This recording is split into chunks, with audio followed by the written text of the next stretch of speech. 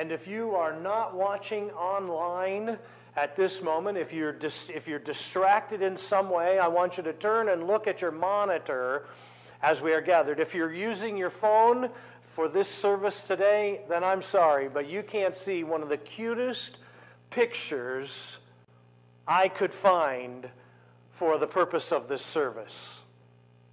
It shows a cute little boy, and the caption is, "So you bought insurance for your cell phone, but no life insurance to protect your family."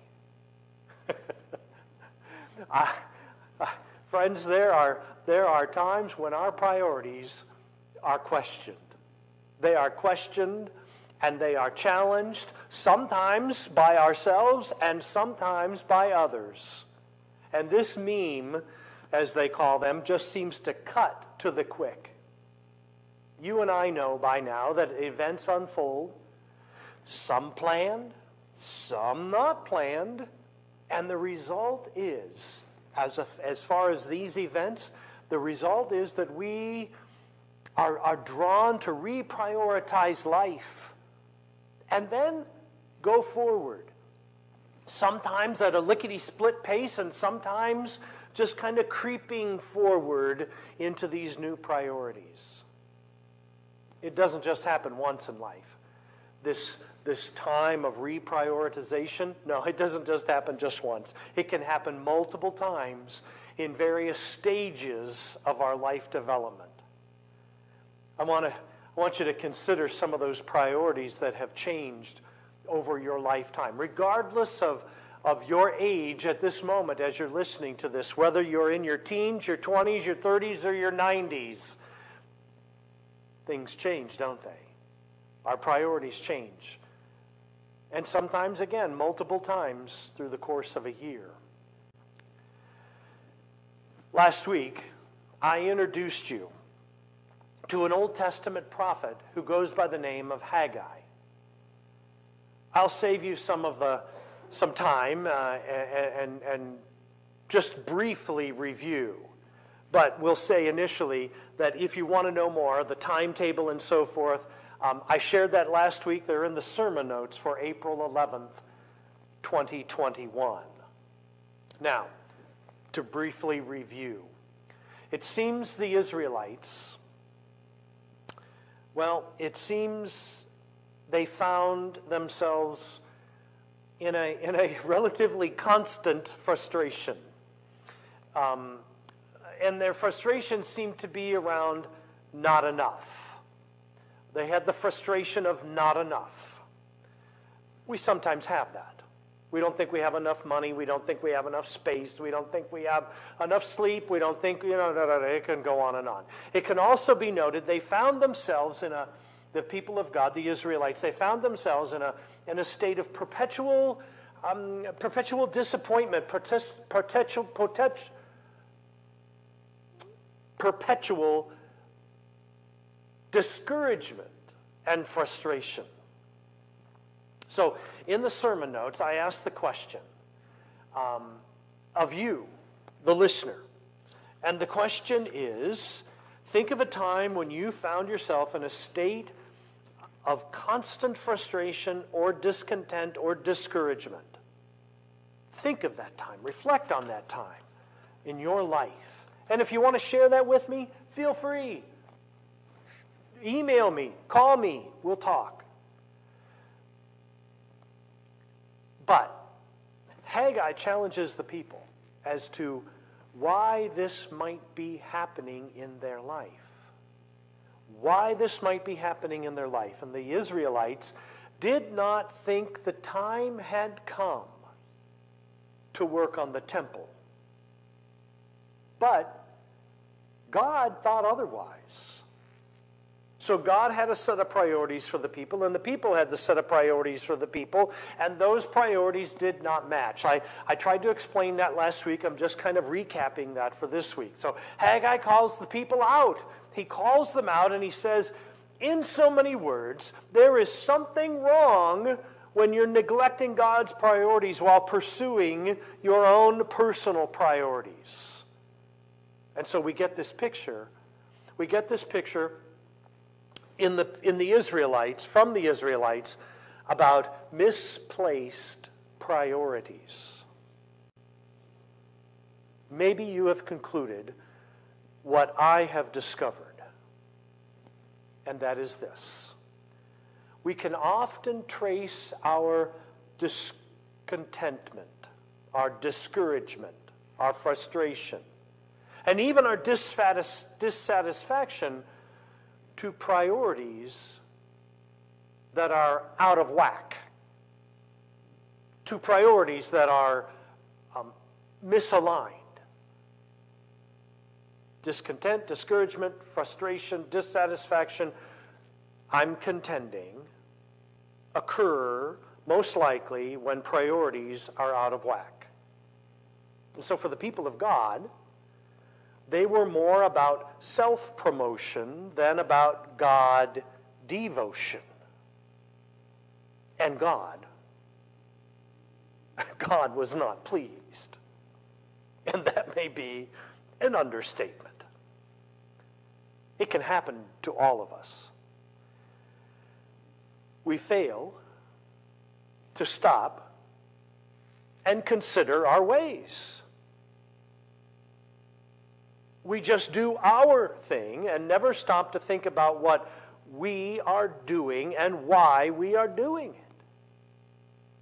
We feel frustrated or discouraged, and we're not sure why. And my suggestion is that this may be when we feel that frustration, when we feel that discontentment, when life is out of whack, it may be just the time for us to consider our priorities and to ask God, to pray to God, to give us clarity. To give us clarity on how our priorities might be affecting our faithfulness to God. So if you are in that frame of mind, if you are frustrated and you are just feeling out of sorts, pray and ask God for clarity and see if that affects, as God provides that clarity and as we act on that clarity, see if God brings about less frustration as we realign. So let's continue. Let's continue to listen to the challenge of this Old Testament prophet named Haggai as he speaks to God's people known as the Israelites. And so may God give us ears to hear and hearts to receive God's holy word. We'll pick up on verse 12 of chapter 1. Then Zerubbabel, son of Shealtiel, Joshua, son of Jehozadak, the high priest, and the whole remnant of the people obeyed the voice of the Lord their God and the message of the prophet Haggai, because the Lord their God had sent him. And the people feared the Lord. Then Haggai, the Lord's messenger, gave this message of the Lord to the people. I am with you, declares the Lord. So the Lord stirred up the spirit of Zerubbabel, son of Shealtiel, governor of Judah, and the spirit of Joshua, son of Jehozadak, the high priest, and the spirit of the whole remnant of the people. They came and began to work on the house of the Lord Almighty, their God, and on the 24th day of the 6th month in the 2nd year of King Darius. On the 21st day of the 7th month, the word of the Lord came through the prophet Haggai. Speak to Zerubbabel, son of Shealtiel, governor of Judah, to Joshua, son of Jehozadak, the high priest, and to the remnant of the people. Ask them, who of you is left who saw this house in its former glory? How does it look to you now? Does it not seem to you like nothing? But now, be strong, O Zerubbabel, declares the Lord. Be strong, O Joshua, son of Jehozadak, the high priest. Be strong, all you people of the land, declares the Lord, and work, for I am with you, declares the Lord Almighty. This is what I coveted with you when you came out of Egypt, and my Spirit remains with you. Do not fear. May God add God's blessings to the reading and to the hearing of God's holy word.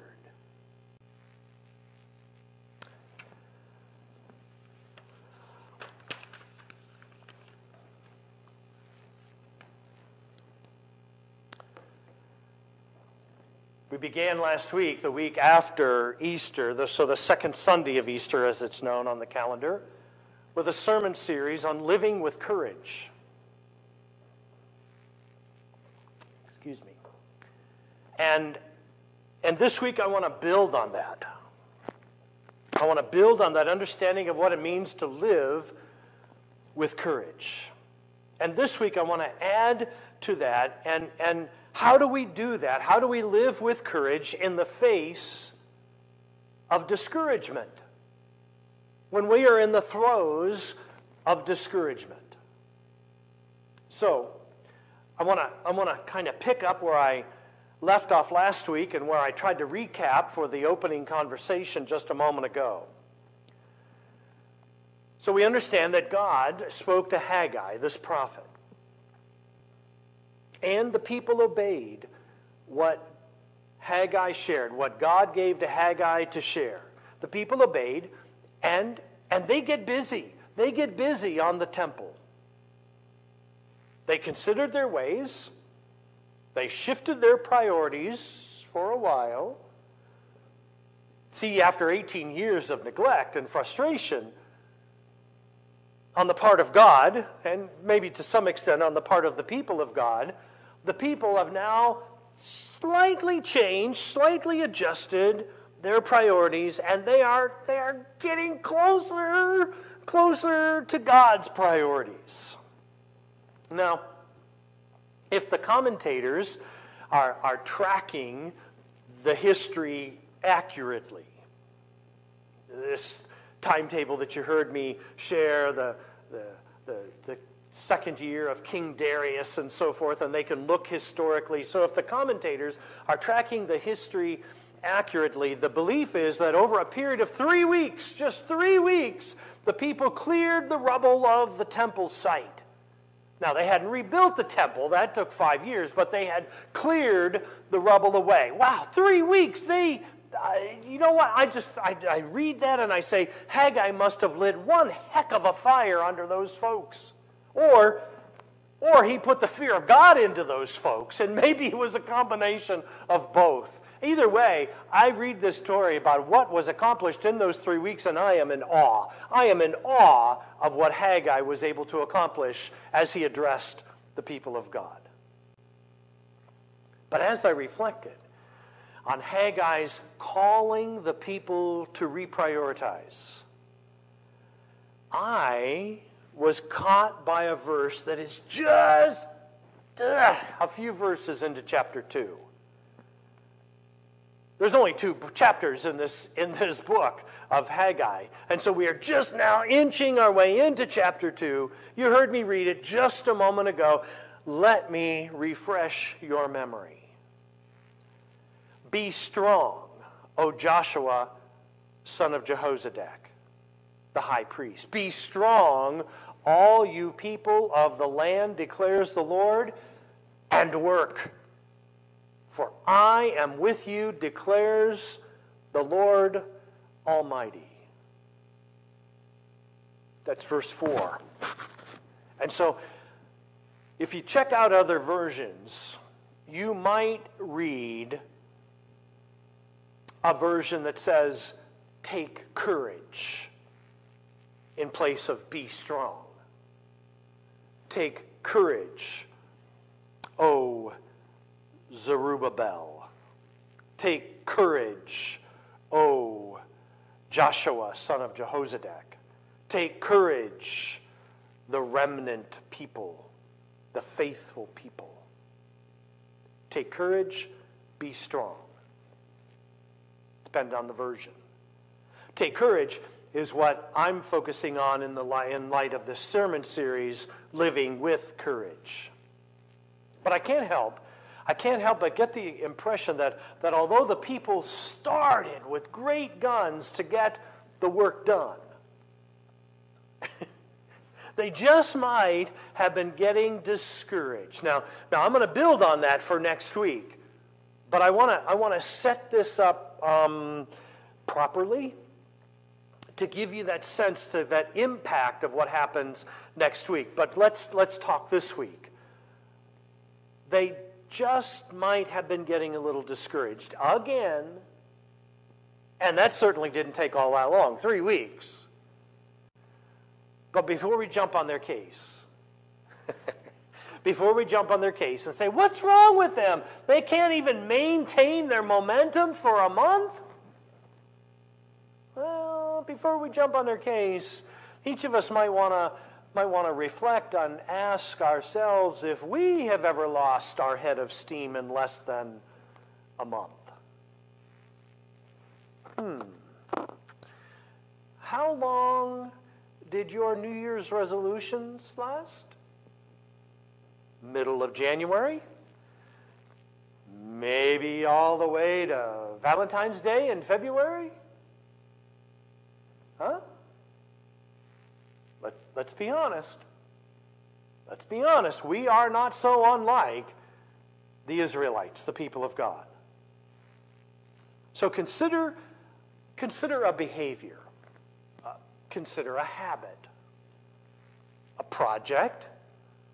Around the house. A college major. A job search that somehow just ended not long after it started. What comes to mind? If you're reflecting on your own kind of lack of momentum or loss of momentum, what comes to mind? Jot it down for reference maybe a little later in this message. I'm proposing that starting is often easier than maintaining and even finishing. Maybe you disagree with that, and that's fine. I'm just proposing it for the sake of today.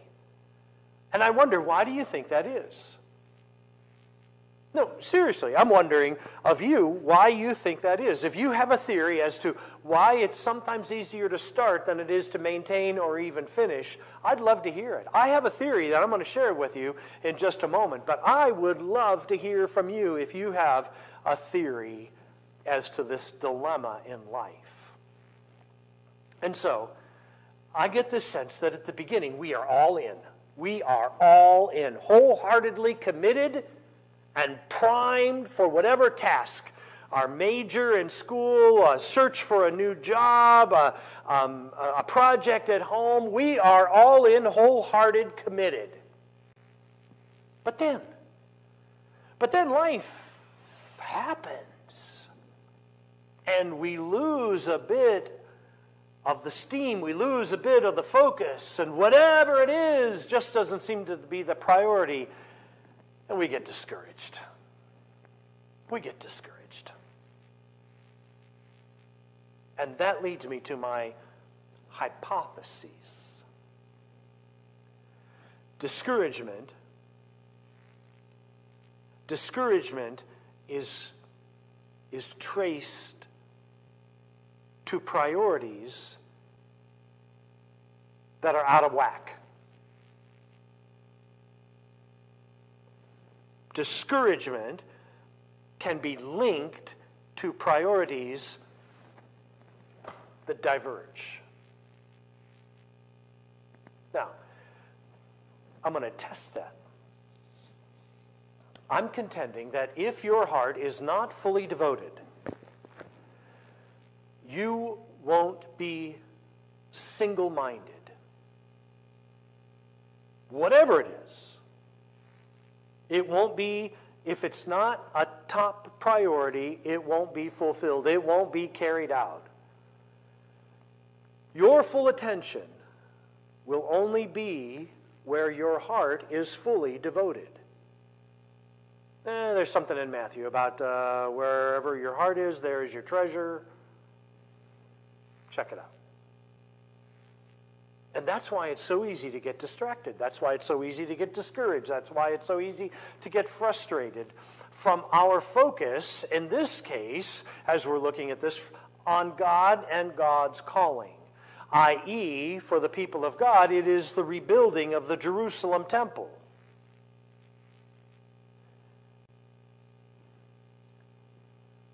I know you're going to find this humorous. Like, really? You have to say this to us? Well, never assume anything. God knows humanity better than humanity knows itself. Which may be why God gave Moses some options to share with the Israelites back in the wilderness. Options? No. We may treat them like options. God gave commands. Seriously, God commanded these things. And it began like this. It's called the Shema in the Jewish tradition. And this was a command. It began like this. Hear, O Israel, the Lord your God is one. Love the Lord your God with all your heart, with all your soul, with all your strength. Now, I checked several versions. And it does not read that we are to love God half-hearted, or with some of our soul, or with part of our strength. No, or part of our mind. No version said anything less than all. And so when God's people are wholeheartedly committed, there is nothing on earth that can stop them.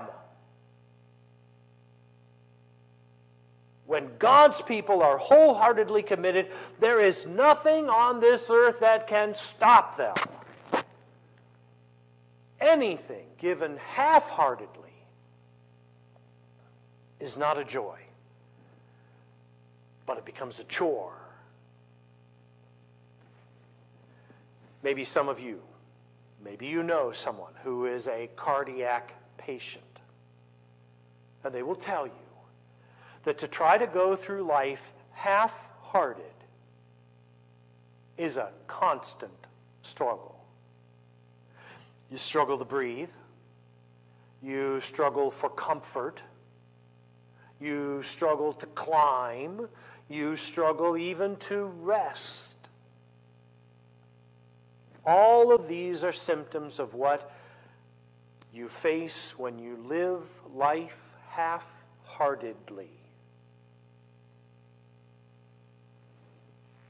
And so, a person whose heart is not clearly focused, whose priorities are scattered like buckshot, it limits our ability to love, to give, to obey, to rejoice, to enjoy, to praise. It limits our ability to do those things. And that is why God offered the Israelites a chance at life-altering experience, a life-altering experience that is rebuilding the temple, to be focused And, as I said last week, that focus of rebuilding the temple is going to renew the covenant and start a chain reaction of events in the life of the people of God like they have not seen in quite some time. God understands full well that single-minded living comes from wholehearted devotion.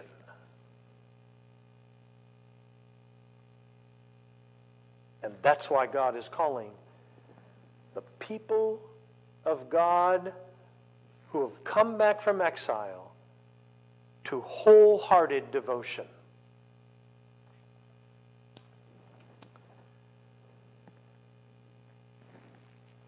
So what? That was then. Well, I offer this. I alluded to some challenges that this body of Christ, known as Granger United Methodist Church, is facing at this time in history, in this time of her existence. I pray for this congregation. And I have been praying for this congregation. Pre-COVID, I was praying for this congregation. And now I sense that the prayers are intensifying as we are coming out of this tomb of COVID-19, as we are exploring, re-engaging with the world around us, the neighborhood around us. And I hear God challenging us to reconsider our ways. And I hear God challenging our individual and our collective hearts on God's ways. And I come to this conclusion that God is challenging at this time after reflecting on Haggai, after reflecting on what the Scripture calls the remnant, that is, those striving to be faithful, the Israelites. I stated this last week. I believe it bears repeating this week. If our heart isn't all in, we are destined to be discouraged. We are destined to burn out. We are destined to freak out when we face obstacles or when we face things that are different than what we thought they would be.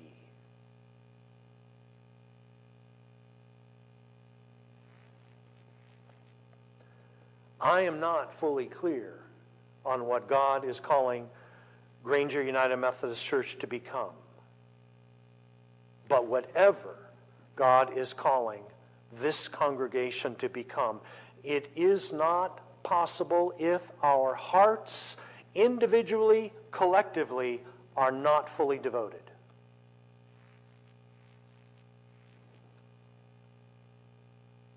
And so I ask you, as I've been asking myself, what is the one thing that needs to change for me, for you, to live with wholehearted devotion to God? What is one thing that needs to change for you, for me, to live with wholehearted devotion to God? I can't answer for you. I can't answer for you. There are things I would like to see change, but I can't answer for you and I can't make you change. I can only change me. I can only pray for God to reveal what needs to change in me to live wholehearted devotion to God.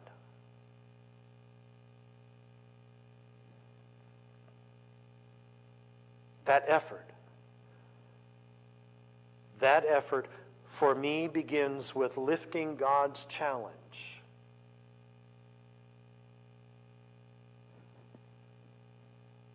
Let me restate that. That effort for Granger United Methodist Church to reclaim her faithfulness, to live into God's priorities. As I prayed that prayer, what do I need to change?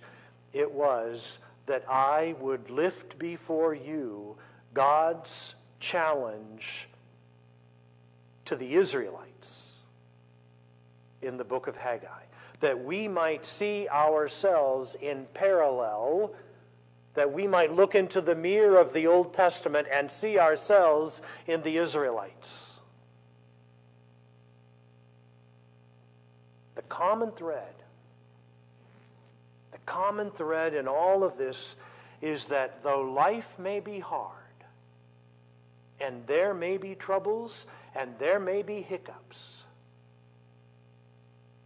by steady faithfulness to God, by an enduring trust in God's assuring presence, by persevering reliance on God's strength,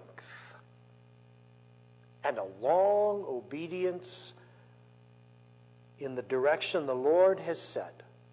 That is, a short way to say that is holy living every day.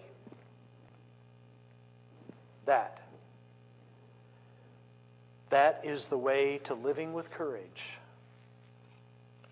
even in the face of discouragement.